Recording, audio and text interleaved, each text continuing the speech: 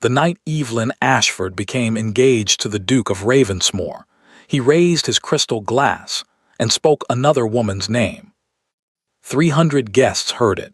The chandeliers shook with the silence that followed. Champagne sat untouched in trembling hands. Somewhere near the back of the room, a woman in emerald silk pressed her fingers to her lips to hide a smile. Evelyn heard it too. She was standing not 4 feet from him, in a white gown her mother had chosen, with pearls at her throat and her hands folded so precisely in front of her that no one, not one single soul in that gilded room, could have guessed what was happening behind her eyes. She did not flinch. She did not look away. She simply stood and let the moment stretch and breathed. People would speak about it for weeks. Some said she had not heard. Some said she was too simple to understand. Some whispered that the poor girl had been humiliated beyond recovery, that the engagement would surely be dissolved before morning. None of them knew Evelyn Ashford. None of them knew that in the 3 seconds between hearing his voice and lifting her own glass, she had already decided exactly what she was going to do. She said nothing that night. But Evelyn Ashford had never, in all her quiet, careful, underestimated life, done nothing. The engagement had not been Evelyn's idea. It had not been the Duke's idea either, which was perhaps the only thing the two of them had ever agreed upon. It had been arranged the previous March in her father's study, over a decanter of brandy and a great deal of paperwork. Evelyn had not been present for the conversation. She had been in the library, 3 rooms away, reading a letter from her friend in Bath, when her mother appeared in the doorway with an expression that was trying very hard to be excitement and not quite managing it. "You are to be married, darling," her mother had said. Evelyn had looked up from her letter. "To whom?" "The Duke of Ravensmore." A pause. "I don't believe I've met him." "You haven't, but your father has, and he finds him most suitable." Evelyn had set her letter down, smoothed the page carefully, and said nothing for a long moment. Outside the library window, the March rain was turning the garden to mud. She watched a sparrow fight the wind for a moment, then give up and disappear into the hedgerow. "All right," she had said finally. Her mother had blinked. She had perhaps expected tears, or argument, or the kind of dramatic collapse that her sister Charlotte was so gifted at producing. What she had not expected was that particular stillness, that quiet all right, as though Evelyn were simply noting the weather. What her mother did not understand, what almost no one in Evelyn's life had ever taken the trouble to understand, was that Evelyn's silences were not emptiness. They were patience. She had learned very early that the world moved faster when she watched it carefully, and that the people who shouted and wept and demanded rarely saw what was actually happening in front of them. She would meet the Duke of Ravensmore. She would observe him, and then she would know what all right was going to mean.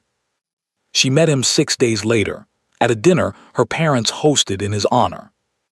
Adrian Blackwell, the 9th Duke of Ravensmore, was 31 years old, dark-haired and possessed of the particular kind of handsomeness that seems almost like an inconvenience to its owner, something to be gotten through like bad weather.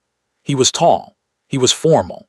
He shook her father's hand with the manner of a man completing a transaction, and when he was introduced to Evelyn, he looked at her the way one looks at a piece of furniture one has agreed to accept from an estate sale. Politely. Briefly. Without interest. "Miss Ashford," he said. "Your Grace," she replied. And that was, more or less, the full extent of their first conversation. At dinner he spoke mostly to her father, occasionally to her brother Richard, and twice to her mother about the weather in Derbyshire. He did not speak to Evelyn again. He did not ignore her rudely. It was more precise than that. He simply moved through the evening as though she were a pleasant enough feature of the room, like the wallpaper or the candlesticks, something that required no particular engagement. Evelyn watched him all evening. She noticed that he drank very little. She noticed that he listened more than he spoke. She noticed that when Richard made a joke at her expense, something about her being so quiet one forgot she was there, Adrian did not laugh, though he also did not object. He simply moved on, unhurried, as though the comment had not quite landed anywhere. she noticed something else too. Something she filed away quietly, in that part of her mind where she kept things that might matter later. When the dinner was over and the gentleman had withdrawn, Evelyn sat with her mother and tried to explain what she had seen to herself. It was nothing dramatic, nothing she could name clearly, just the faint, persistent impression that Adrian Blackwell was a man carrying something heavy, and that he had been carrying it for a very long time. She did not know yet what it was, but Evelyn Ashford was patient. She could wait. The engagement ball was held on the 14th of October at Ravensmore House in London. 300 invitations had been sent. 300 guests arrived. The ballroom had been dressed in white and gold, and the champagne was very good, and the orchestra played beautifully, and everything was exactly as it should have been. Evelyn wore white as was expected. She wore the pearls her grandmother had left her. She stood where she was placed, spoke when she was spoken to, and watched. She watched the room fill. She watched the candles burn lower. She watched her mother beam at the assembled company with the particular glow of a woman who had successfully married off the daughter everyone had quietly given up on. She watched Adrian. He moved through the room with the ease of a man on familiar ground, greeting guests, exchanging pleasantries, wearing his title the way he wore his evening coat, well-fitted, well-practiced, entirely without joy. He came to Evelyn's side 3 times during the evening. Each time he was correct and courteous and utterly elsewhere. She was beginning to understand that this was simply who he was. And then the moment came. The orchestra paused. A footman appeared with a fresh tray of glasses. The crowd shifted and settled, sensing that something was about to be said. Adrian moved to the center of the room. He took a glass. He turned to face the assembled company, and Evelyn watched his face. And for just one moment, one single, unguarded moment, she saw something move across it. Not love exactly, not happiness. Something rower than that, something almost like grief. He raised his glass, and he said her name, not Evelyn's name. "To Lady Sinclair," he said, "may this evening find her well." The room went very still. Evelyn did not move. She did not look at the woman in emerald silk who stood near the back of the room with her fingers pressed to her lips. She did not look at her mother, whose smile had gone glassy and fixed. She did not look at Richard, who was standing near the door with an expression she could not quite read from across the room. She looked at Adrian. He had already looked away. Evelyn lifted her own glass very slowly and brought it to her lips. Around her, after a long and terrible moment, the room began to breathe again. The orchestra resumed. Conversations restarted, quieter now, electric with the particular thrill of witness scandal. No one spoke to Evelyn directly. No one quite knew what to say. That was perfectly fine. Evelyn had a great deal to think about. And she had learned, a very long time ago, that she thought best in silence. London spoke of nothing else for 4 days. Evelyn knew this because her mother told her so, in increasingly agitated installments, beginning at breakfast the morning after the ball and continuing without meaningful pause through the following Tuesday. The story had apparently traveled from Ravensmore House to Mayfair to Belgravia, and back again, with the speed and enthusiasm of something that did not need any help at all. "People are saying he is in love with her," her mother said on the first morning, stirring her tea with unnecessary force. "People are saying the engagement will be dissolved," she said on the second. "People are saying," she said on the 4th day, setting down her cup with a small decisive click, "that you ought to have wept, that a display of feeling would have helped considerably." Evelyn looked up from her correspondence. "Helped whom?" she asked. Her mother did not have a satisfying answer to that, and so the conversation moved on. Evelyn had no interest in what people were saying. She was interested in Lady Vivienne Sinclair. She began, as she always began, with observation. This was not difficult. Vivienne Sinclair was not a woman who avoided being observed. She was 26 years old, the widow of a baronet who had left her his name and very little else, and she moved through London society with the particular confidence of a woman who understood precisely what she had and how to use it.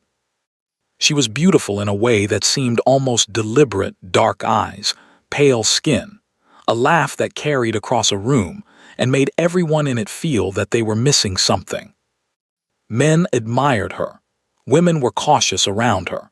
Hostesses invited her because she made their parties interesting and did not invite her because they did not entirely trust their husbands in the same room.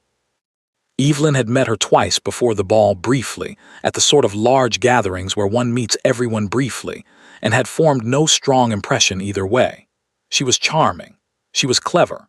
She was the kind of woman who made you feel, somehow, that she was paying you a great compliment simply by speaking to you.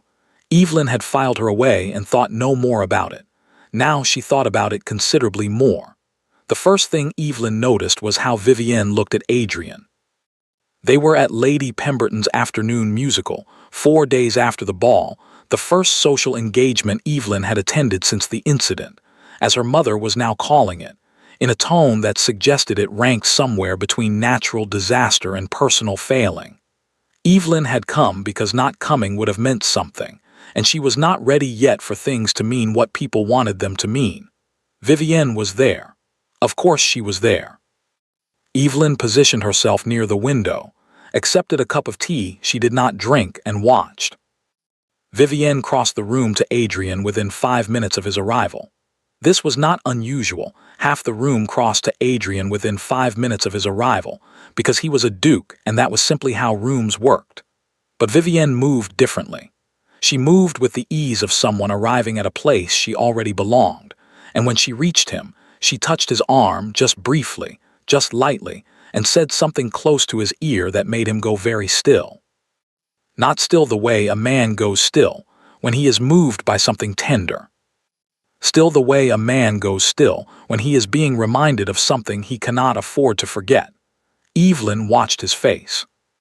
And there it was again, that same thing she had seen at the ball just before he raised his glass. Not love. Something more complicated than love.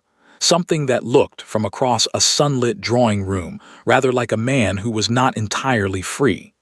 The second thing Evelyn noticed was how Vivienne looked at everything else.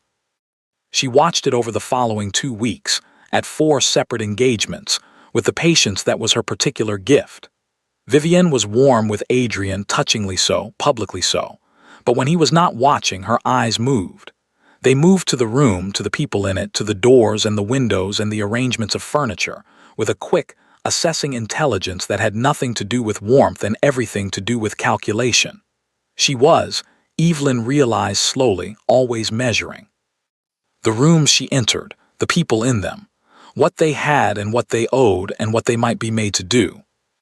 Evelyn had seen that quality before, in a very specific category of person. People who had learned early that the world did not offer them what they needed, and had decided quietly to take it instead. She did not judge this exactly. She understood it in a distant, clinical way, the way one understands a mechanism by watching it work. But she began to understand something else as well. Vivienne Sinclair did not look at Adrian the way a woman looks at a man she loves. She looked at him the way a woman looks at a door she has not yet managed to open. The third thing Evelyn noticed was the money. This required somewhat more effort than observation alone. Evelyn wrote 2 letters, one to her father's solicitor, framed as an inquiry about her own settlement, and one to an old school friend whose husband worked in the city and knew, as such husbands often do, a great deal about other people's financial arrangements. The picture that emerged was not dramatic. It was simply this: Lady Vivienne Sinclair, for all her emerald silk and easy confidence, was very nearly without funds. The baronet's estate had been encumbered. The income from it was modest. Her London house was leased, not owned. Her jewelry, which was considerable, had been purchased on credit that was becoming difficult to maintain. She needed money. She needed, more precisely, the kind of money that came attached to a dukedom. Evelyn sat with this information for a long afternoon, in her favorite chair by the library window, watching the October rain streak the glass. She thought about Adrian at the ball, raising his glass with that look on his face, that raw, unguarded, almost grieving look. She thought about Vivienne's hand on his arm, and the way he had gone still. She thought about the gap between what was visible and what was true, and how rarely those two things were the same, and how almost everyone she had ever known had failed to notice the difference. And she began, slowly and carefully, to revise her understanding of the situation entirely. Adrian Blackwell was not a man carelessly in love with another woman. He was a man who believed, who had been made to believe something that was not true. The question was what, exactly, he had been told. And the question after that, the one that sat quietly beneath everything else, the one Evelyn was not quite ready to look at directly, was why she cared. She had not chosen this engagement. She owed this man nothing. He had humiliated her in front of 300 people without so much as a flicker of apology. She could walk away.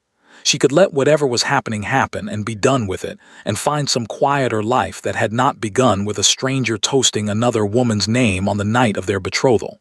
She could. Evelyn looked out at the rain. The sparrow was back fighting the wind again at the edge of the garden, smaller than the wind, considerably more stubborn. Not yet, she thought. Not yet. The letter arrived on a Thursday. Evelyn found it by accident, which was the only reason she found it at all.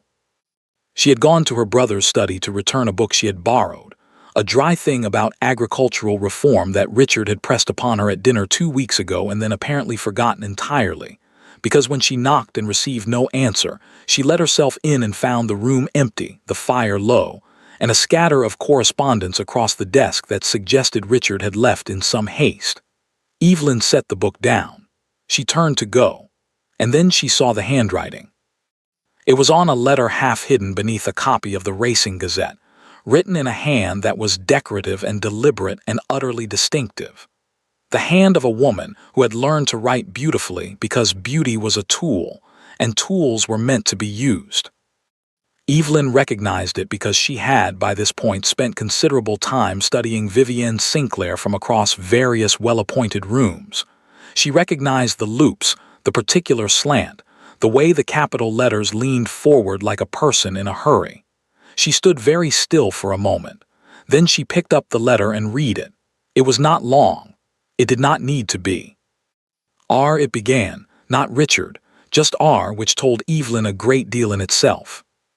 He suspects nothing. The seeds are well planted. He believes entirely that she refused his confidence. The business with the ball was inspired, I think. 300 witnesses. She cannot recover from it gracefully, whatever she does. By the time the solicitors meet in December, her position will be untenable. Proceed with the secondary arrangement as discussed. The girl is the last obstacle. Once she is removed from the equation, the rest follows naturally. The girl. Evelyn read the letter twice.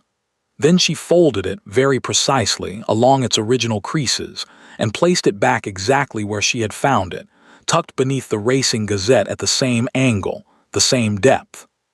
She picked up the book she had come to return. She set it on the corner of the desk where Richard would see it.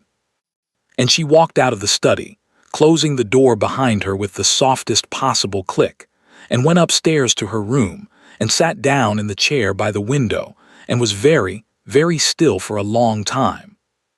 She had known, in the abstract way one sometimes knows things before the evidence arrives, that Richard was not entirely what he appeared. He was 4 years older than Evelyn, and they had never been close, not unkindly, not with any open hostility, simply with the comfortable distance of two people who occupied the same house without particularly seeking each other's company. Richard was charming in the way that certain men are charming, easily and without effort, the kind of charm that fills a room and leaves no particular trace afterward. He had friends everywhere and intimates nowhere. He laughed readily and meant very little of it. Their father had loved him in the uncomplicated way fathers sometimes love their sons, proud of the surface, incurious about the depth. Evelyn had been more curious. Evelyn was always more curious. She had noticed over the years small things. The way Richard's expenses seemed always to exceed what their father provided, and the way those gaps were always smoothed over somehow, eventually, without explanation. The way he spoke about her mother's jewelry sometimes, and Evelyn's inheritance from their grandmother, with a particular attentiveness that sat just slightly wrong. The way he had responded to the news of Evelyn's engagement, not with congratulation exactly, but with a kind of focused interest, asking questions about the settlement, about the terms, about what exactly Evelyn stood to receive. She had filed these things away and thought, he is careless with money and perhaps a little selfish, and that is not so uncommon. She had not thought, he is building something. She thought it now. The shape of it came together slowly, over the following 2 days, as Evelyn sat with what she knew and arranged it carefully, the way one arranges pieces on a board. Richard needed money. This was the foundation of everything, not a small inconvenience, she now suspected, but something more serious, debts of a kind that could not be quietly managed. He needed access to funds he did not have and could not easily obtain. Evelyn's inheritance from their grandmother was held in trust. It was not a fortune, but it was considerable enough to matter. And the terms of that trust were specific. The money was Evelyn's, controlled by Evelyn, and could not be touched by any member of the family without her direct consent, unless her position changed, unless she were discredited, socially ruined, unless her judgment were called into question, her character undermined, her standing in society reduced to something that could be challenged. The girl is the last obstacle. Evelyn pressed her fingers together in her lap and thought about the ball, the toast, 300 witnesses. She cannot recover from it gracefully, whatever she does. It had not been an accident. It had not been Adrian, careless and lovesick, forgetting himself in public. It had been engineered. The right moment, the right audience, maximum damage. And Adrian, proud, private, already carrying something she didn't yet fully understand, had been the instrument. He had been used, wound up and aimed like a clock that doesn't know it's keeping someone else's time. The secondary question, the one that mattered perhaps more than any other, was what Vivienne had told him. He believes entirely that she refused his confidence. Evelyn turned this over and over. At some point, early in the engagement, before the ball, before Evelyn had paid Vivienne any particular attention, Vivienne had told Adrian something about Evelyn, something that made him believe Evelyn had rejected him in some private way, closed a door before he could open it. She thought about Adrian at their first dinner, looking at her with that polite, incurious gaze, as though she were furniture. Had he already been told by then? Had he already been made to believe that Evelyn wanted nothing to do with him, that she had said something to someone that had reached his ears in a form designed to wound? She thought about the silences at that dinner, the careful distance. A man who had perhaps arrived expecting coldness and found exactly what he had been prepared to find, because that was how these things worked. You saw what you had been told to see, and you called it perception. Evelyn felt something move through her that was not quite anger and not quite sorrow, something in between, a feeling for which she did not have a precise name. He had never seen her, not because he was cruel or indifferent or careless, because someone had made very sure that he wouldn't. She did not sleep well on the second night. She lay in the dark and thought about the December meeting with the solicitors, and Richard's careful timeline, and the word obstacle, and what it meant to be someone's obstacle without having done a single thing to earn it. She thought about walking away. She thought about it seriously for the first time, turning it over honestly in her mind. She could go to her father. She could show him the letter or not the letter. She had not taken the letter, but she could describe what she had read. She could dissolve the engagement herself on her own terms before Richard's plan had the chance to reach its conclusion. She could be free of all of it, the Duke, the engagement, the entire complicated machinery of other people's scheming. She could, except that Richard would simply find another way. He was patient, and he was clever, and if this route was closed to him, he would find another, and the next plan might be one she did not see coming. And Vivienne would move on to the next door, the next man who could be convinced of the right things at the right moment. And Adrian Blackwell would never know that the cold, indifferent woman he believed Evelyn to be had never existed at all. That last thought surprised her. She lay with it for a moment, slightly uncomfortable. That is not why, she told herself firmly. That is not the reason. She was not sure she entirely believed it. But morning came, and with it the particular clarity that follows a sleepless night, and Evelyn made her decision. She was not going to walk away. She was going to need help. And she was going to need, she thought, looking out at the November garden with its bare trees and iron sky, someone who had been watching this world for a great deal longer than she had. Helena Blackwell, the Dowager Duchess of Ravensmore, was 81 years old and had outlived 2 husbands, 4 prime ministers, and the patience of virtually everyone who had ever underestimated her.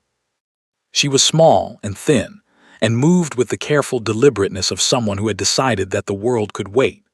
Her hair was entirely white, her eyes were entirely black, and missed nothing. She wore no jewelry except a single ring on her right hand, a dark stone in an old setting that Evelyn had never seen her without, and she had the particular quality of stillness that belongs only to people who have sat with enough of life's catastrophes to have stopped being surprised by them. Society was slightly afraid of her. Her own family was considerably afraid of her. Adrian, Evelyn had observed, treated her with the specific careful respect of a man who knew better than to try anything in her presence. Helena had said very little to Evelyn at the engagement ball. She had found her once, early in the evening, and looked at her for a long moment with those black eyes and said only, "You are quieter than I expected." Evelyn had said, "People generally expect less quiet."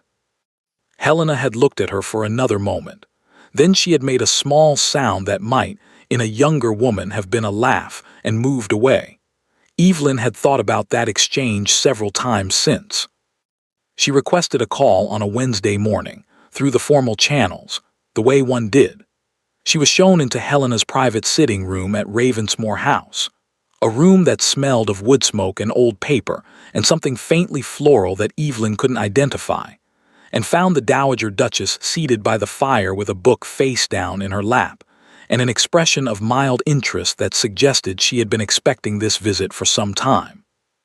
"Miss Ashford," Helena said. "Sit down." Evelyn sat. A maid brought tea. Helena waited until the door was closed, and then she looked at Evelyn with those careful, measuring eyes and said, "Well, what have you found?" Evelyn blinked. "Just once." "I beg your pardon." "You have been watching Vivienne Sinclair for 3 weeks," Helena said, picking up her teacup. "I have been watching you watch her. You are here because you have found something. So, what is it?" Evelyn looked at her for a moment. Then she felt something in her chest release, some small, tight thing she had been holding without fully realizing it, and she set down her own cup and told Helena everything. She spoke for a long time. Helena did not interrupt. She sat with her teacup and her expression of mild attention and let Evelyn lay it all out: Richard's letter, Vivienne's finances, the shape of the plan as Evelyn had assembled it, the December meeting with the solicitors, the word obstacle. When Evelyn finished, the fire had burned lower and the tea was cold. Helena was quiet for a moment. Then she said, "The thing about Adrian is that he trusts very few people. When that trust is broken, he does not repair it easily. He was told something about you. I do not know precisely what, but I know it landed in ground that was already prepared." "Prepared how?" Evelyn asked. Helena set down her cup. "His father," she said simply. "The 8th Duke was not a kind man. He was not a faithful man. He was, however, a very convincing one, and Adrian spent a great many years learning that the people who appeared reliable were often the ones who required the most caution." She paused. "Vivienne found that wound very quickly. She is good at finding wounds." Evelyn was quiet for a moment. Outside, the November wind moved against the windows. "What did she tell him about me?" she asked. That you had said to a mutual acquaintance that the engagement was beneath you, that you had called him, Helena's mouth thinned slightly, adequate, as a match, given your options. Evelyn felt the word land somewhere precise and unpleasant. I said no such thing. I know you didn't, Helena said. I also know my grandson well enough to understand that by the time it reached him, it had been arranged so carefully that it could not be disproved. No named source, no specific occasion, just the impression of a thing passed through enough mouths to give it the texture of fact. She looked at Evelyn steadily. He believed it because he was ready to believe it, because it confirmed what he had already been told to fear. Evelyn thought about Adrian at their first dinner, with his polite, incurious gaze, arriving already certain of what he would find. And the ball, she said. The ball, Helena agreed, was Vivienne ensuring the story wrote itself in public. 300 witnesses. Whatever happened afterward, the image existed, Adrian, raising his glass to another woman on the night of his own engagement. It could be used. As leverage, Evelyn said. Or as foundation for a scandal, for dissolution, for whatever Richard needed it to be. They sat with this for a moment. Then Evelyn said, he doesn't know any of this. No. And if we simply tell him? He will not believe it, Helena said without hesitation. Not without proof. Not about Vivienne. He has known her for 3 years, and she has been very careful about what she has built with him. And not, she paused, and her voice was not unkind, about your brother. A man does not easily accept that he has been so completely deceived. His first instinct will be to doubt the person telling him. Which would be me, Evelyn said. Which would be you, who have, from his perspective, every reason to invent such a story. Evelyn was quiet for a moment, looking at her cold tea. So we need proof, she said.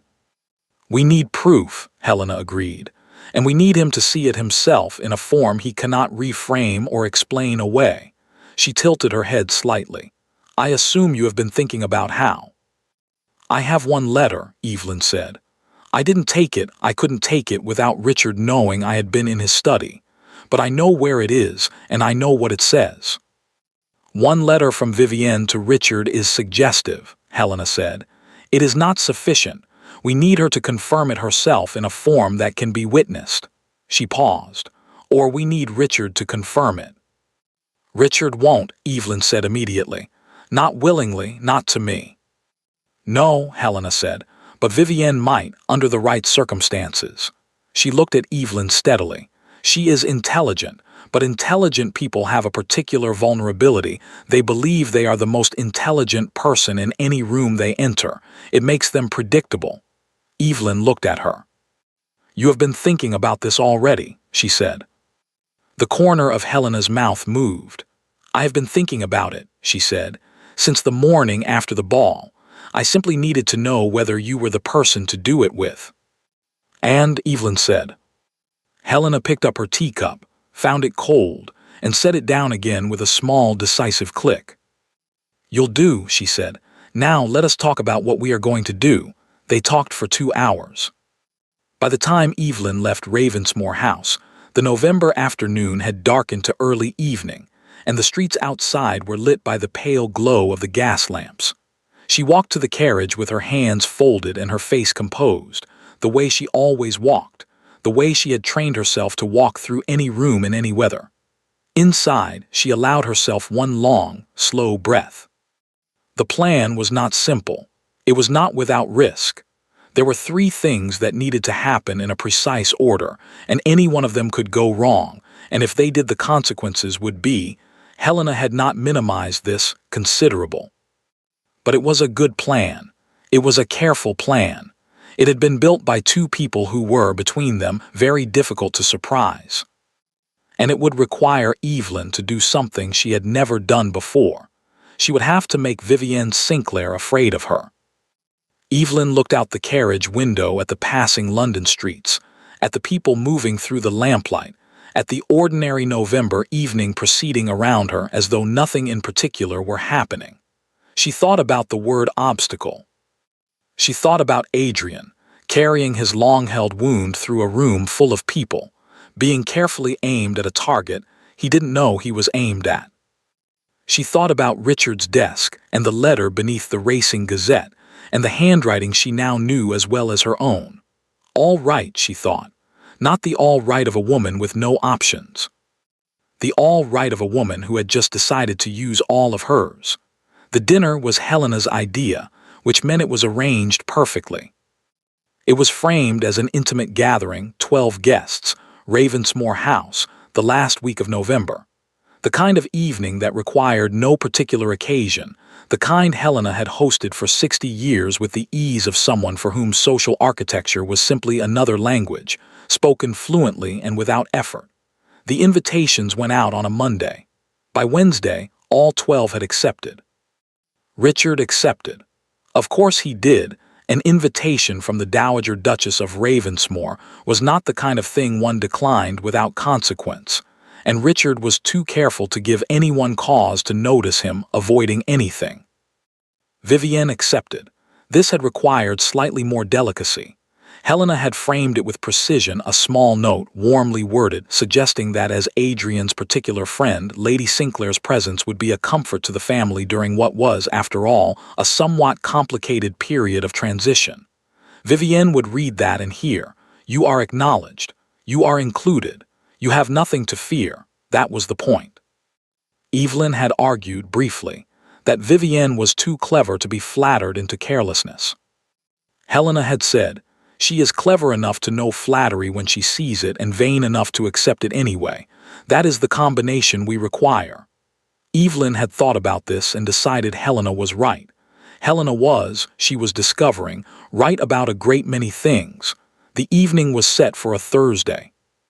In the 10 days between the invitations and the dinner, Evelyn did 3 things. The first was to go back to Richard's study. She did not go to take the letter. It was gone by then, as she had expected, Richard being too careful to leave things lying about for long. But she went to look, carefully and thoroughly, at what else was there. She spent 40 minutes in that room while Richard was at his club, moving through his papers with the methodical patience that was her greatest gift, reading quickly and replacing everything exactly as she found it. She found 2 more letters. Not from Vivienne, these were from a man she didn't recognize, a name that meant nothing to her immediately, written in a cramped and businesslike hand. They discussed figures, dates, a property in Derbyshire that Evelyn recognized as part of her grandmother's estate, currently held in her trust. They discussed a transfer, conditional on certain events occurring before the 31st of December. Certain events, the dissolution of the engagement, the undermining of Evelyn's legal standing, the removal of the obstacle. Evelyn memorized the figures, the dates, the name. She replaced the letters. She left the room. The second thing she did was write to her grandmother's solicitor. Not her father's man, but the original solicitor, old Mr. Henshaw in Gray's Inn, who had drawn up the trust documents 30 years ago and was, as far as Evelyn knew, still living and still practicing. She wrote carefully, framing her questions as general inquiries about the terms of inherited trusts, the circumstances under which they could be challenged, the legal weight of social reputation in such challenges. She sent it by private messenger. Mr. Henshaw replied within 3 days. His answer was thorough and precise, and confirmed what Evelyn had suspected. The trust was solid. Richard could not touch it through legal means. What he could do, what he was apparently attempting to do, was create the social and reputational conditions under which Evelyn's own judgment might be called into question, her competence implied to be compromised, her ability to manage her own affairs made to seem doubtful. It was not a straightforward plan. It was the kind of plan that required patience and precision and a complete willingness to destroy someone quietly, from the inside out, without ever quite being visible while doing it. Evelyn sat with Mr. Henshaw's letter for a long time. She had grown up with Richard. She had sat across from him at dinner for 24 years.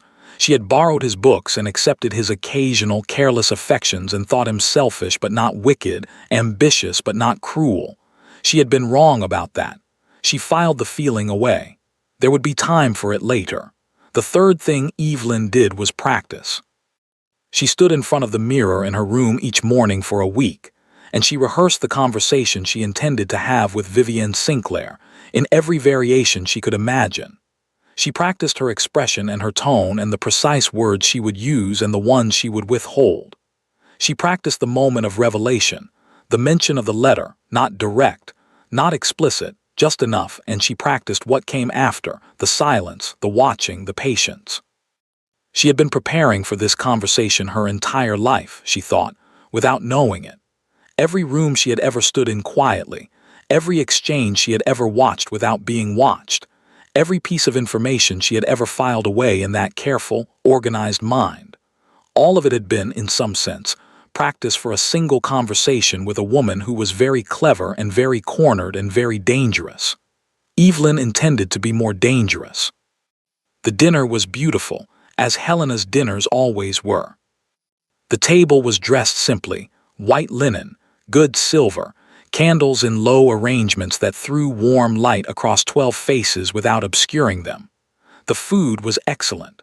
The wine was chosen with the quiet authority of someone who knew exactly what she was doing and required no commentary on it. Evelyn sat 4 places from Adrian, close enough to observe, far enough to be unremarkable. She had worn her grandmother's pearls again. She had chosen a gown in deep blue that her mother had once said was too severe for her coloring, which Evelyn had always thought meant it made her look like someone who knew her own mind. She watched the table. Richard was in good form, charming, easy, working the room in the particular way he had, making each person feel they had his full attention. He had greeted Evelyn warmly at the door, kissed her cheek, told her she looked well. She had smiled and said he looked well also and meant neither thing at all. Vivienne arrived slightly late, which Evelyn suspected was deliberate, the entrance of someone who understood that arrival was a performance. She wore green again, a different shade from the ball, and moved through the room to Helena first, which was correct and careful, and then to Adrian, which was natural and warm and entirely observed. Evelyn noted the way Vivienne's eyes moved across the room, quick and systematic, cataloging. When they reached Evelyn, they paused for one fraction of a second longer than anywhere else. Evelyn smiled pleasantly and looked away. The opportunity came between the fish course and the meat. Vivienne excused herself from the table.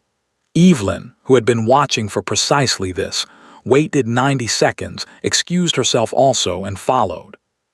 She found her in the corridor outside the small room that the ladies used on such evenings, standing at the window at the end of the hall, looking out at the dark garden. Whether she was collecting herself or simply avoiding the room, Evelyn couldn't tell. She walked toward her with the unhurried calm of a woman who happened to be going in the same direction. "Lady Sinclair," she said pleasantly. Vivienne turned. Something moved across her face, very fast, very controlled, and then her smile appeared, warm and easy and entirely practiced. "Miss Ashford, are you enjoying the evening?" "Very much," Evelyn said. She stopped a comfortable distance away and clasped her hands lightly in front of her. "It is so kind of the Duchess to bring everyone together. She is remarkably thoughtful about such things." "She is," Vivienne agreed, with the slight carefulness of someone who was not entirely sure where they were being taken. Evelyn let the silence sit for a moment. Then she said, with the air of someone making pleasant small talk, "I have been meaning to ask you something, actually. I wonder if you might know a Mr." And she said the name from Richard's letters, the cramped businesslike hand, the figures and the dates. "I came across the name recently in connection with some family business, and I couldn't quite place him." The change in Vivienne was almost imperceptible. Almost. Her smile did not waver. Her posture did not shift. But something behind her eyes went very still, the particular stillness of a person whose mind has suddenly begun moving very fast. "I'm afraid I don't believe I know the name," she said. "How strange," Evelyn said mildly. "I was almost certain I had seen it in correspondence connected to you. Perhaps I am mistaken." She paused. "It was in connection with a property in Derbyshire, a trust matter, quite specific. The stillness behind Vivienne's eyes sharpened into something else. "I cannot imagine where you would have encountered such a connection," she said. Her voice was still smooth, still warm, but there was an edge beneath it now, fine as a blade. "No," Evelyn agreed. "It is quite a puzzle." She smiled pleasantly. "I am sure it will resolve itself." She excused herself and went into the side room and stood there alone for a moment, her hands clasped, breathing very steadily. It had worked. Vivienne was frightened. Not visibly. Vivienne would never be visibly frightened, not in Helena's corridor, not with 12 witnesses 30 feet away. But she was frightened, and more importantly, she would now need to act on that fear, and acting on fear was the fastest way to make mistakes. Evelyn smoothed her skirts. She went back to the table. What happened next was not part of the plan. Evelyn had been back in her seat for perhaps 8 minutes when she felt the atmosphere in the room change, not dramatically, just a small shift in the currents, the way a room changes when someone enters with intention. She looked up. Richard was watching her. Not the easy, social watching of a brother keeping half an eye on his sister across a dinner table. Something else, focused and still and entirely without warmth.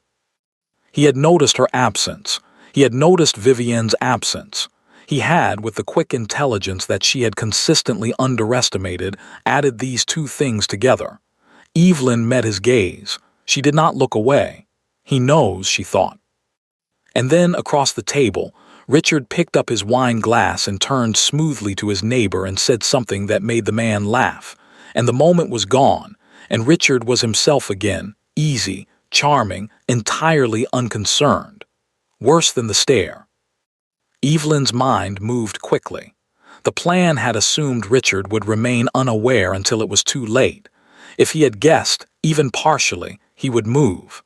He would move tonight or tomorrow, or he would speak to Vivienne, and Vivienne would close every door Evelyn had just begun to open. She needed to think. She needed, and then it went wrong. Not loudly, not dramatically. The way things go wrong when intelligent people are involved, quietly and fast, and from an unexpected direction. Vivienne returned to the table. She was composed, impeccably so, and she spoke with warmth to her neighbors and sipped her wine and gave no outward indication whatsoever that anything had occurred in the corridor. But she had, Evelyn realized, positioned herself slightly differently, angled just fractionally, toward the end of the table where Richard sat. They did not speak to each other. They did not need to. Evelyn watched the small, precise communication of two people who had practiced being invisible together, and understood that she had perhaps 15 minutes before Richard decided to manage the situation himself. She was trying to calculate what to do when the footman opened the dining room door, and Adrian appeared. He had stepped out briefly, Evelyn hadn't tracked when, and now he was returning, and he chose the moment, perfectly timed by no one, to enter the room from the far end, which meant he entered behind Evelyn. And what he saw, what he would have seen from that angle in that light, was Evelyn, turned in her chair, watching Richard and Vivienne with an expression that she had not had time to arrange. Not guilt, but intensity, focus, the look of someone in the middle of something. And Richard, who saw Adrian the same moment Evelyn did what Evelyn had not anticipated. He looked at his sister, and then he looked at Adrian. And then he said, into a small lull in the conversation, quite naturally, quite warmly, "There you are. We were just saying, weren't we, Evelyn, that the evening has been so much more interesting than expected." Every head turned, including Adrian's. Evelyn felt the weight of his gaze across the room. She looked up. She met it. She could see, from his expression, exactly what he thought he was looking at. Her heart did not panic, but it dropped, slow and certain, like a stone through deep water. Not yet, she thought, not like this. The dinner ended at 10:30. Evelyn stood in the entrance hall with her wrap and her composed expression and watched the guests collect their things and say their goodbyes. And she did not look at Adrian, and she did not look at Richard, and she did not look at Vivienne, who left early, a headache. She said, with a smile of perfect sympathy directed at Helena, and swept out into the November night with the ease of someone who had accomplished what she came to do. Richard left shortly after. He kissed Evelyn's cheek at the door. "Lovely evening," he said, close to her ear. She felt the warning in it like a hand around her wrist. "Lovely," she agreed.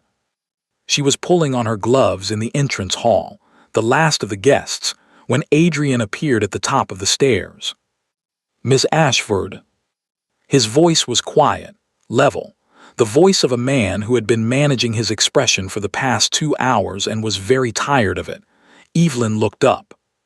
He came down the stairs with that particular economy of movement she had observed from the beginning, nothing wasted, nothing careless, and stopped at the foot of them and looked at her and said, "I would like a word if you are willing." She was shown into the library. A fire was burning. Someone had left a lamp lit on the desk.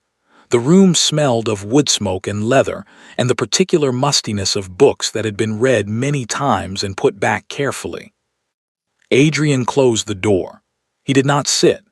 He stood near the fireplace with his hands behind his back and looked at her with an expression she had not seen on him before, not the polite distance of their early acquaintance, not the performed ease of the dinner table. Something rower, something that had run out of patience with itself. "What were you doing?" he said. "This evening." Evelyn looked at him steadily. "I beg your pardon." "You and Vivienne. You left the table at the same time. You were gone for 10 minutes, and when you came back you spent the remainder of the evening watching my family's dinner table like a woman reading a map." He paused. "I would like to know what is happening." Evelyn considered him for a moment. She had planned with Helena for many versions of this conversation. She had not planned for it to happen tonight in this room, with the timing destroyed and Richard already warned and everything slightly out of sequence. She had planned to be further along before Adrian was involved. She had planned to have more. But he was here, and he was asking, and she had learned a long time ago that some moments did not wait for better conditions. "I will tell you," she said, "but I need you to listen to all of it before you respond. Can you do that?" Something moved across his face. Not quite offense, something more complicated than that.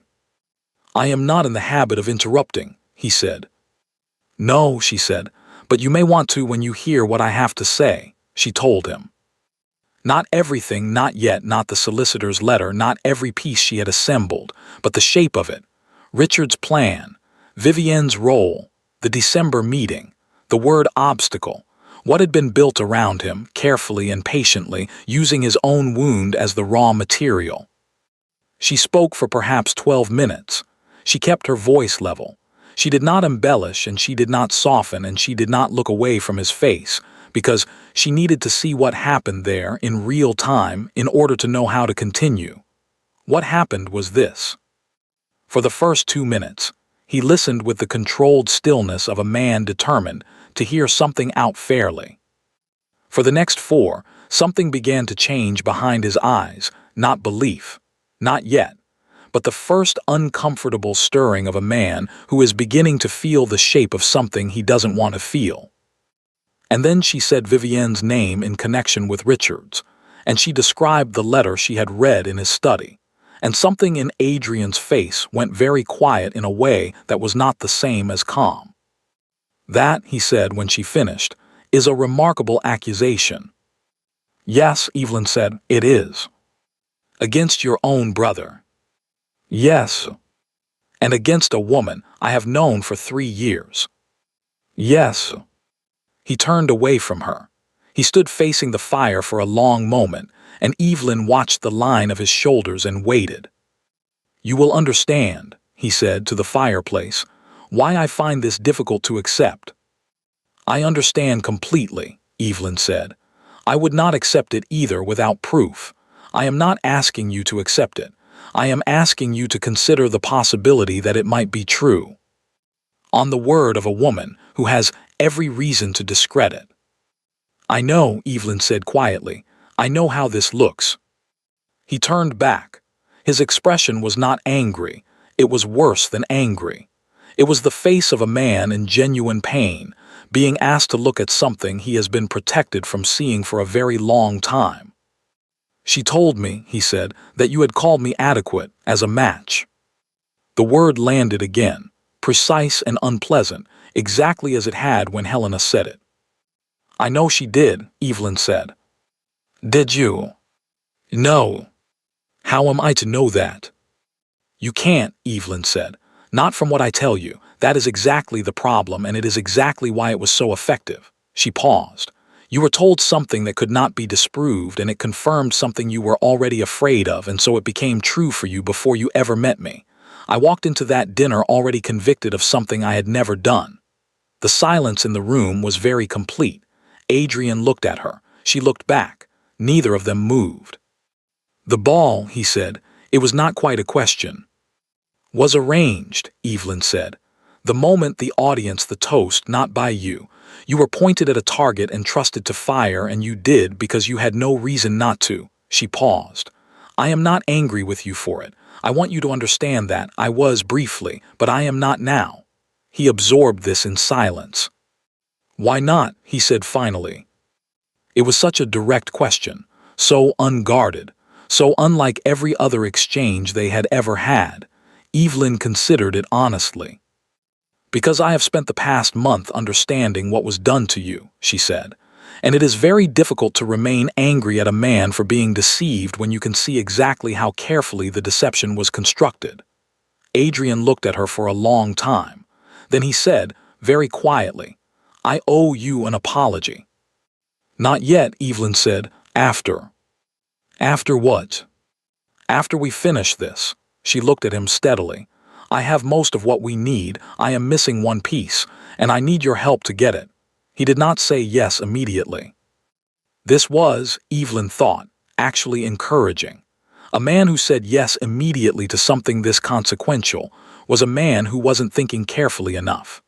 Adrian stood at the fireplace and was quiet for a long time, and she let him be quiet, because she had learned that silence was not the same as refusal, and that the right answer to waiting was more waiting.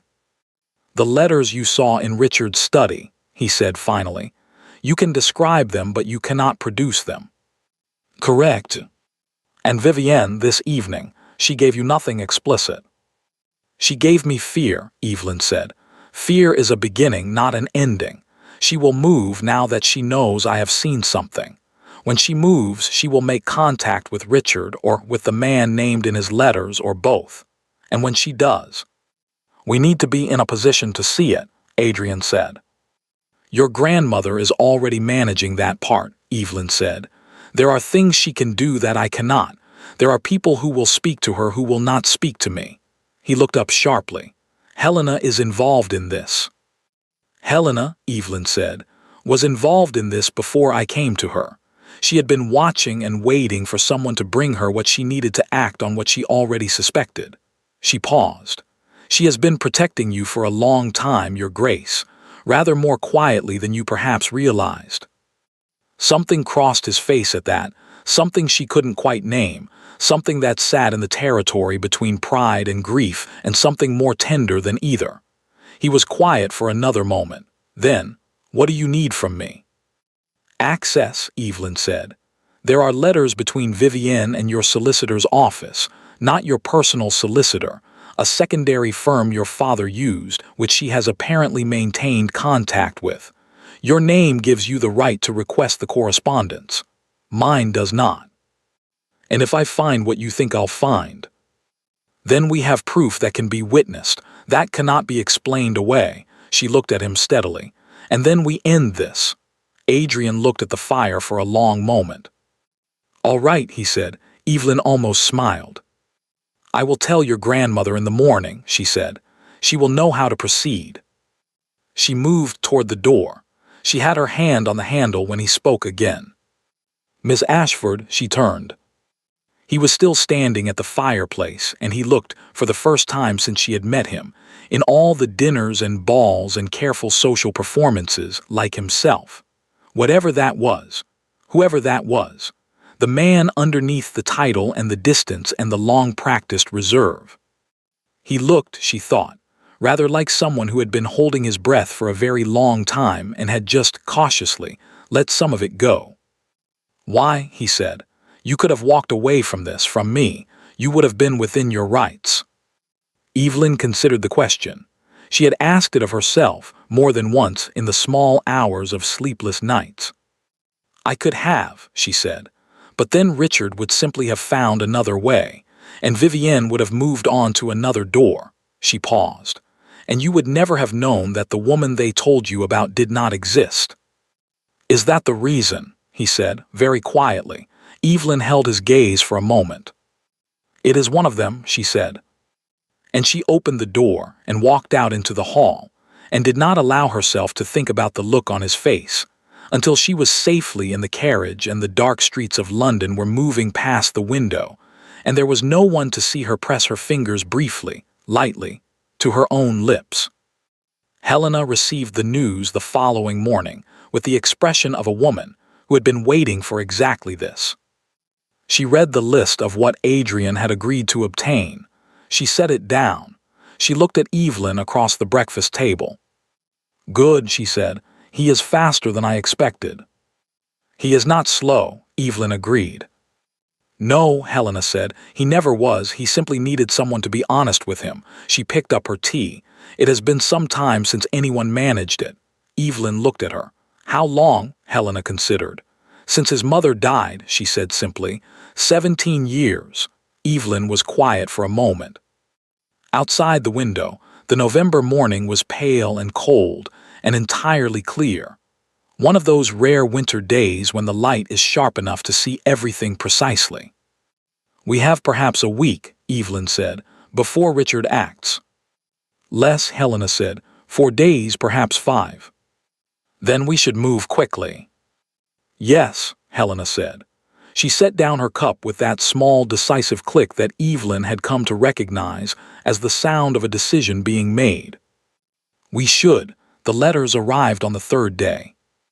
Adrian brought them to Helena's sitting room in the late afternoon, and the 3 of them sat together around the fire, the old Duchess, the young Duke, and the woman who was technically his fiancée and had become, in the strangest and most unplanned way, something else entirely, and read them in silence.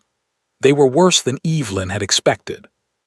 Not in tone, they were careful, businesslike, the kind of letters that had been written to be defensible if found, but in detail, in the precision of the plan, in the coldness of it, the way Evelyn's name appeared in them not as a person but as a variable, a factor, a thing to be managed. She read her own name and felt something pass through her that was not quite anger and not quite grief, that same unnamed feeling from before, larger now, heavier. She set the letters down. She looked at Adrian.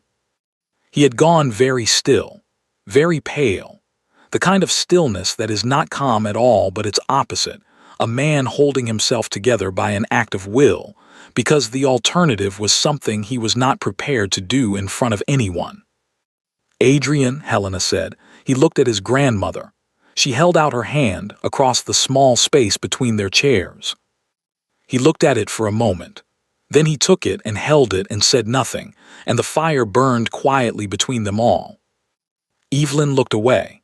She looked at the window, at the pale winter afternoon, at the bare trees moving slightly in the wind outside. She gave them the moment. It was not hers. But when Adrian finally released his grandmother's hand and looked across at Evelyn, his eyes were clear, not empty, not controlled, but clear in the way that comes after something has finally been seen and cannot be unseen. She met his gaze and held it. Now, she said quietly, now we end it. It was Helena who chose the day. The 1st of December, a Monday, 11 days before the scheduled meeting with the solicitors that Richard had built his entire plan around. She sent the invitations on Friday, not formal cards, not the careful social architecture of the dinner, but brief personal notes, handwritten, delivered by her own footman.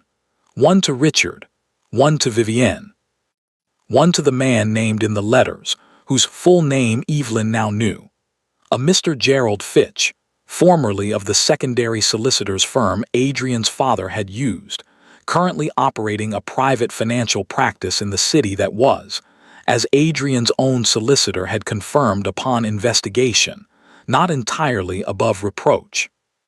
The note said only that the Dowager Duchess of Ravensmore requested their presence at Ravensmore House on Monday at 3 o'clock, in connection with a matter of some urgency regarding the estate. Nothing more. Helena had explained her reasoning to Evelyn and Adrian on the Thursday evening, sitting by her fire with her hands folded in her lap and her expression of absolute composure. "They will come," she said, "because they cannot afford not to. Richard cannot refuse an invitation from me without raising questions he does not want raised. Vivienne cannot refuse because she is afraid of what I might do if she does not appear. And Fitch cannot refuse because Adrian's name is on the note, and Fitch knows very well what is in those letters, and a man who knows what is in those letters does not ignore a summons from the Duke of Ravensmore." "And when they arrive?" Evelyn asked. "When they arrive," Helena said, "we will be ready." Evelyn did not sleep on Sunday night. She lay in the dark and went through it methodically, the way she always managed the things that frightened her, not by pretending they didn't, but by examining them so thoroughly that they became familiar, and familiar things were easier to face than unknown ones. She was afraid that Richard would find a way out of it. She was afraid that Vivienne would be too controlled, too careful, that she would look at the letters and smile, and say there was some other explanation, some misunderstanding, and that the room would fill with doubt instead of clarity. She was afraid, in a quieter and more private part of herself, of what came after, of the space on the other side of this, when the machinery had stopped and the dust had settled, and she and Adrian Blackwell were left standing in the remains of a plan that had been built by other people, looking at each other across the wreckage, trying to determine what, if anything, was actually theirs. She had told him that his question, why, had more than one answer. She had not told him what the other answers were. She was not entirely sure she was ready to. She got up before dawn and sat by her window and watched the December dark give way, slowly and without drama, to a pale and colorless morning. All right, she thought, and went to get dressed. They arrived separately, as Helena had anticipated. Fitch came first, a compact, careful man in his 50s with a solicitor's instinct for reading a room, who took one look at Helena seated at the head of the long table in the formal drawing room and went slightly gray around the edges. He sat where he was indicated and said nothing and watched the door. Richard arrived at 3:05, and Evelyn, standing near the window, watched his face as he came through the door and saw Fitch, and saw her, and then saw Adrian standing beside the fireplace with his hands behind his back and his expression absolutely composed. Richard's face did not change. This was, she thought, almost impressive. He had always been good at that. "Aunt Helena," he said pleasantly. He had always called her that, though she was no relation. What a charming surprise. "Richard," Helena said, "sit down." Vivienne arrived at 10 past. She came through the door with her usual composure and her usual beauty, wearing deep red, her dark eyes moving across the room with that quick, systematic intelligence. They stopped at Evelyn. They moved to Adrian. They moved to Fitch, and there, just for a fraction of a second, something flickered. She sat. She arranged her skirts. She smiled at Helena. "Your Grace," she said warmly, "how lovely." "Is it?" Helena said. It was not a question. Helena ran the room the way she ran everything, without visible effort, without drama, with the absolute authority of a woman who had not needed to raise her voice in 40 years, because she had never once needed to. She began with Fitch. She placed the letters on the table, Adrian's letters, the ones from the secondary firm, and she looked at Fitch and she said, in a tone of perfect pleasantness, "I wonder if you might help me understand these." Fitch looked at the letters. His face went from gray to something closer to white. "Your Grace, They concern a trust," Helena continued, as though he hadn't spoken. "A trust belonging to Miss Evelyn Ashford, who is, as you are aware, engaged to my grandson. They describe a plan to challenge that trust on grounds of, let me find the precise wording," she turned a page, "compromised social standing and demonstrated incapacity for independent judgment." She looked up. "I find the wording interesting. particularly the word demonstrated, as though the compromising and the demonstrating were things that could be arranged in advance. The room was very quiet. "I don't," Fitch began. "The letters are in your handwriting," Adrian said from the fireplace, quietly, without heat. "I had them verified on Saturday by 3 independent parties." Fitch closed his mouth. Richard, Evelyn noted, had not moved. He was sitting very still, with his hands on the table and his pleasant expression intact, watching the room with the focused attention of a man calculating his remaining options. She watched him do it. She watched him work through it, quickly and efficiently, the way his mind always worked. And then she watched him reach his conclusion. He turned to Evelyn. "This is extraordinary," he said, with a warmth that was almost admirable. "Evelyn, I don't know what you've been told or what these letters are supposed to." "Richard," Evelyn said. He stopped. "Don't," she said quietly. Something happened in his face. Very small, very fast. The slipping of a mask that had been worn for so long that the face beneath it was almost unfamiliar. "These are my family," he said. And for one moment, one single, unguarded moment, she heard something in his voice that might have been real. "I needed." "I know what you needed," Evelyn said. "I know exactly what you needed and why and how much. I am not without sympathy for the position you were in." She held his gaze. "But you chose to make me an obstacle. You chose to use a man who had done nothing to deserve it. And you chose to let Vivienne do things to both of us that cannot be." "Evelyn," his voice had changed, flatter now, harder.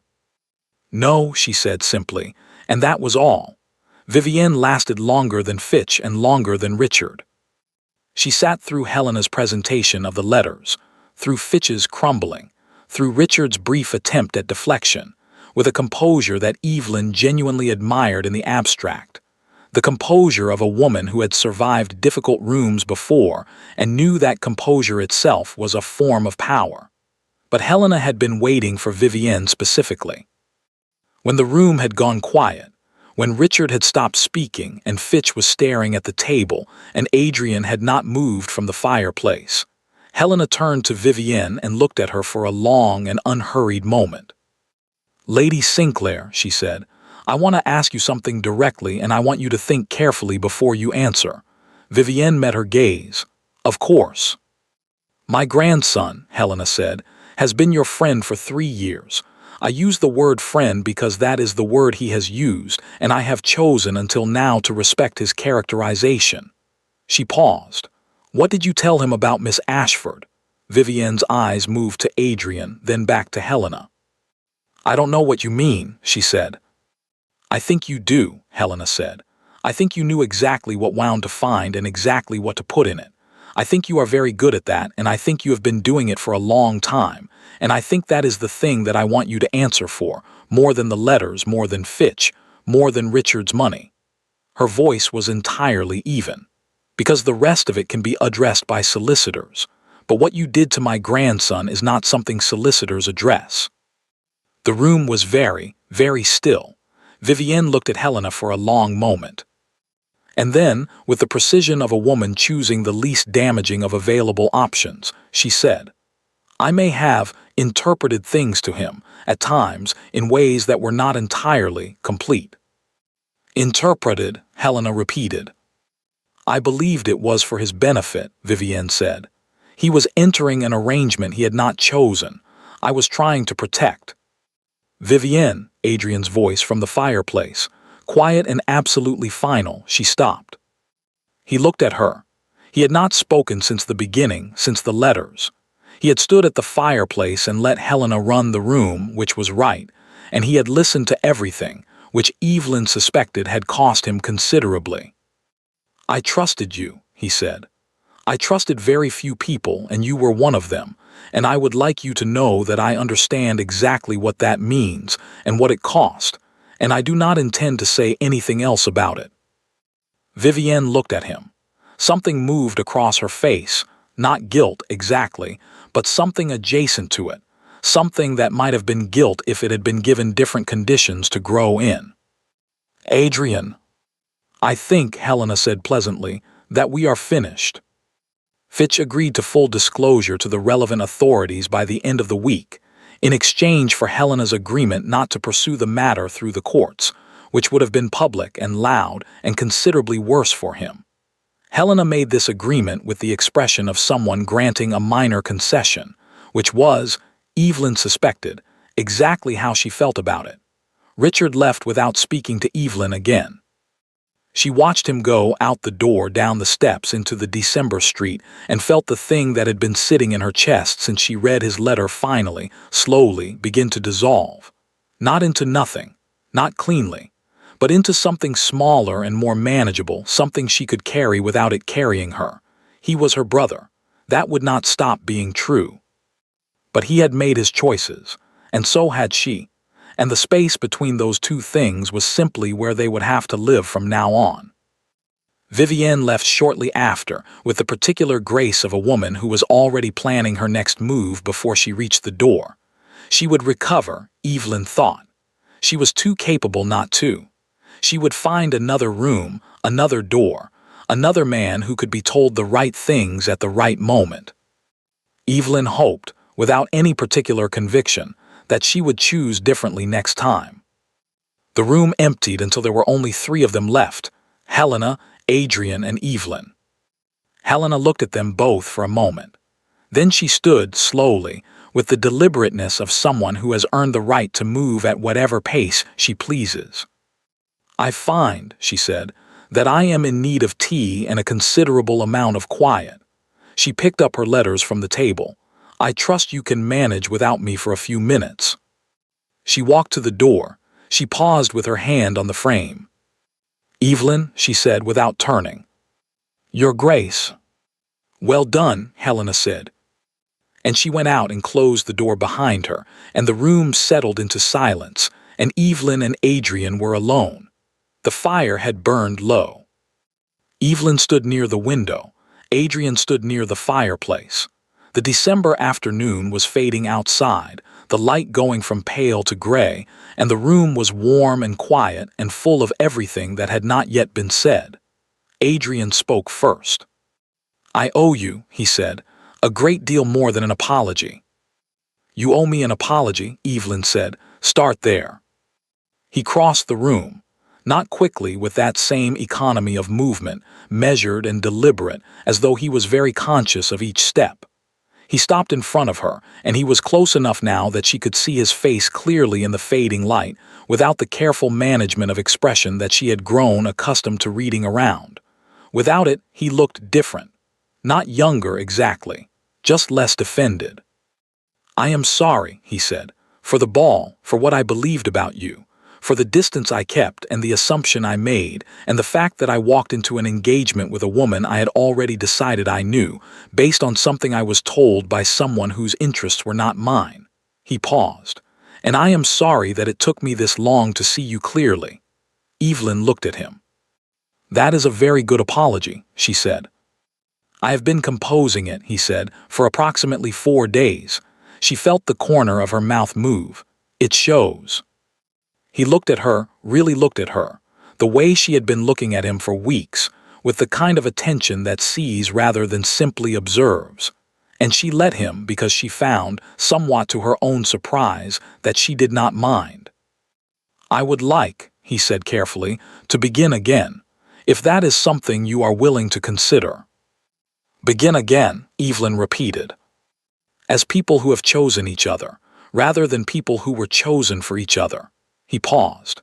"I recognize that I have not given you a great deal of reason to be willing. I recognize that you owe me nothing, and that walking away would be entirely reasonable, and that if you chose to do so, I would have no grounds whatsoever to object." Evelyn was quiet for a moment. She thought about the March morning when her mother had appeared in the library doorway, and she had said all right into the middle distance, watching the sparrow fight the wind. She thought about the ball and the toast and the 300 witnesses, and the moment she had decided, in the space between hearing his voice and raising her glass, that she was not going to do nothing. She thought about a man carrying something heavy for a very long time, and a grandmother who had been quietly protecting him for 17 years, and the look on his face when he had read the letters.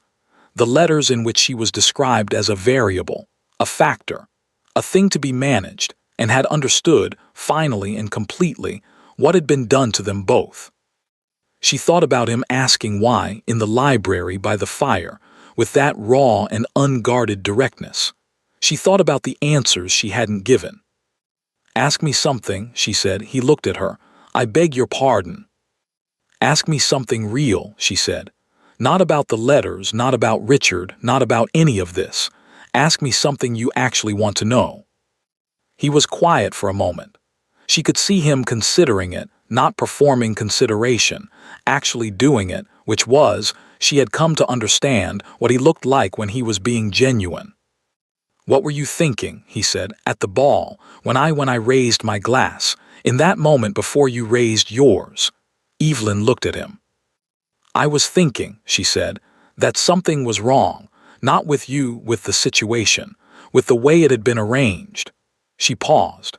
"I was thinking that a man does not look the way you looked in that moment unless he is carrying something he did not choose to carry, and I was thinking that I wanted to understand what it was." "You were not angry," he said, not a question, almost wondering. "I was briefly later," she said, "but in that moment, no, I was curious." She paused. "I am almost always curious first." He looked at her for a long moment. "That," he said quietly, "is the most extraordinary thing anyone has ever said to me." Evelyn considered him. She thought about the sparrow, stubborn against the wind. "All right," she said. His expression shifted, a question. "I will consider it," she said. Beginning again, "I make no promises beyond consideration. You will have to earn the rest." "I understand," he said. "I am not easy to know," she said. "I am told I am too quiet and too observant, and that I think too much, and I will tell you plainly that I have no intention of changing any of those things." "I would not ask you to," he said. "And I will not be managed," she said, "or arranged or pointed at targets by anyone." "No," he said, and something in his voice, in the single syllable of it, was so entirely certain, so completely without qualification, that Evelyn felt something in her chest shift, small and quiet and entirely unexpected. "Good," she said. She held out her hand. He looked at it for a moment, this careful, deliberate, finally undefended man, and then he took it and held it, and did not let go. Outside the window, the December evening had settled into a deep and quiet dark. Somewhere in the house, a clock was ticking. The fire was very low. Neither of them moved to leave. 1 year later, almost to the day, Ravensmore House was lit from every window.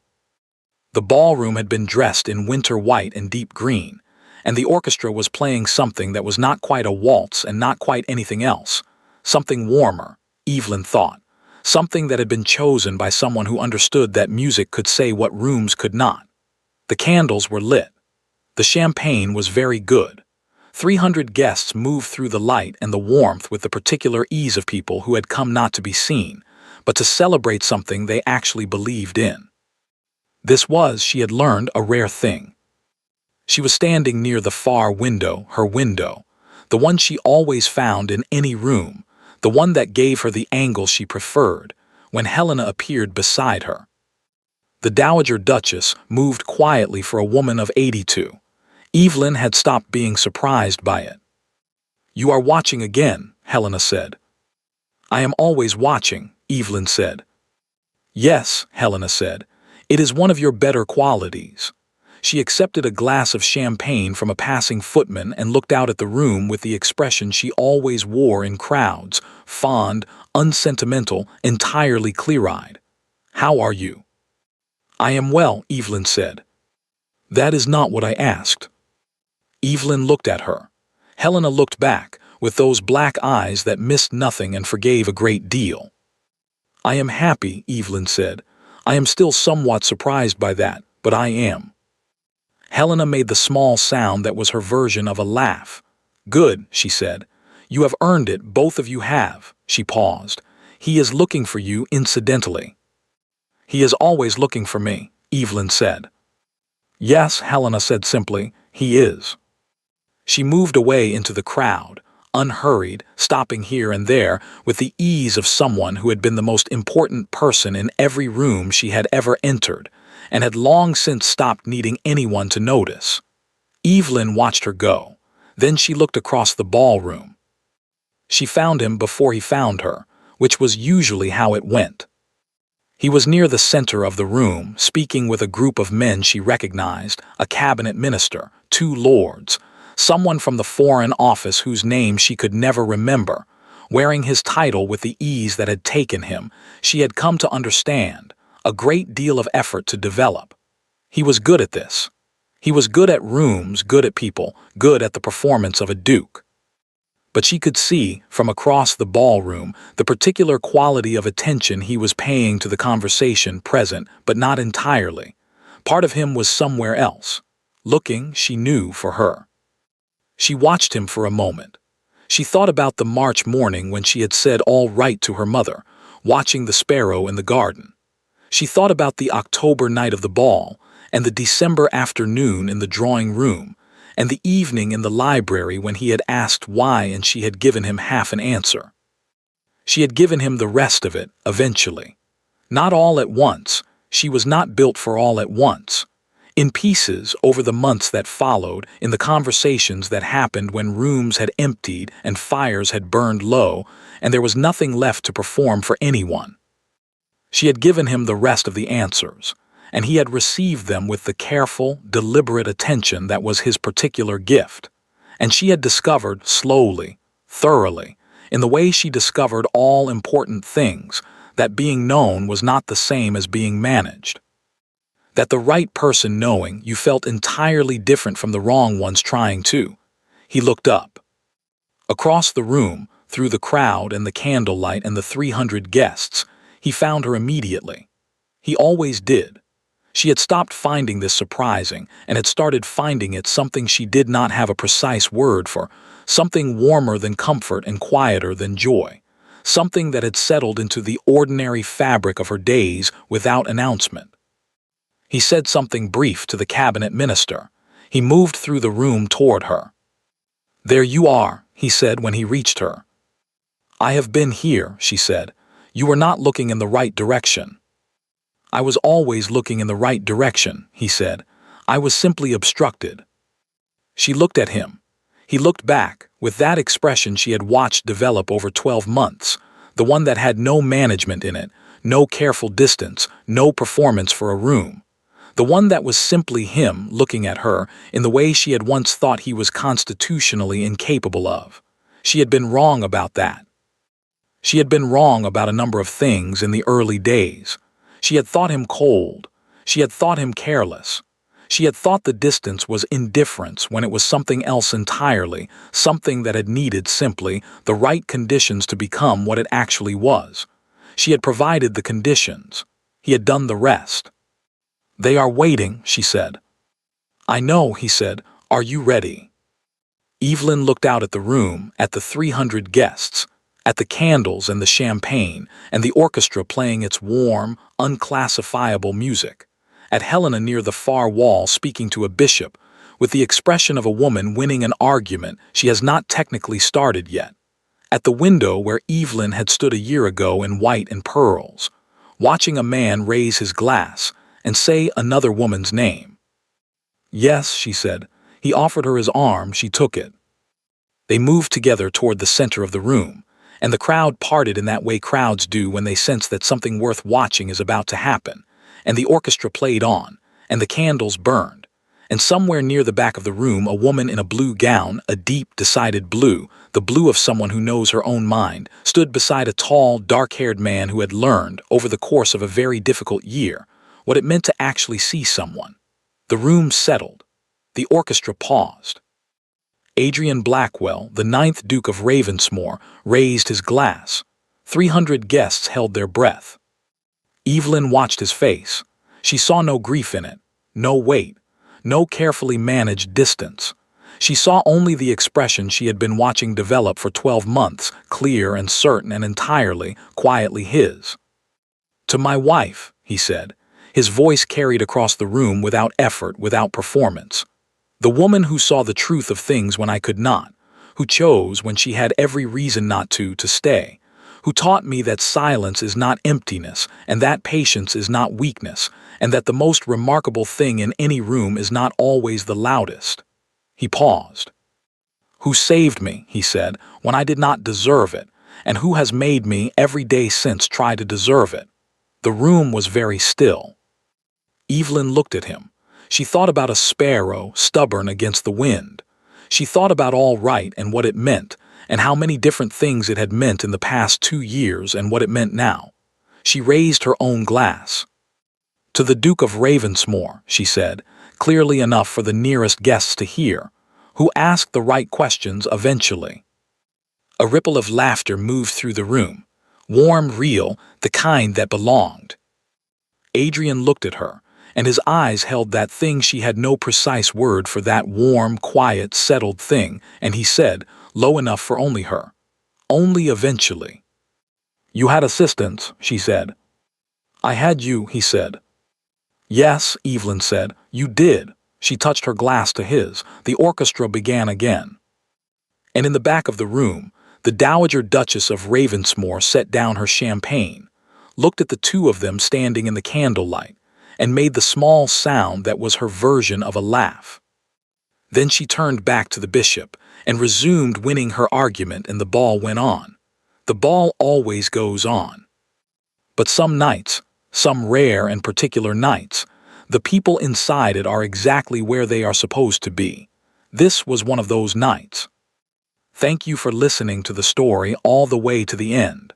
Please tell us which city you're watching from and what the story made you feel. Don't forget to subscribe so you won't miss new stories.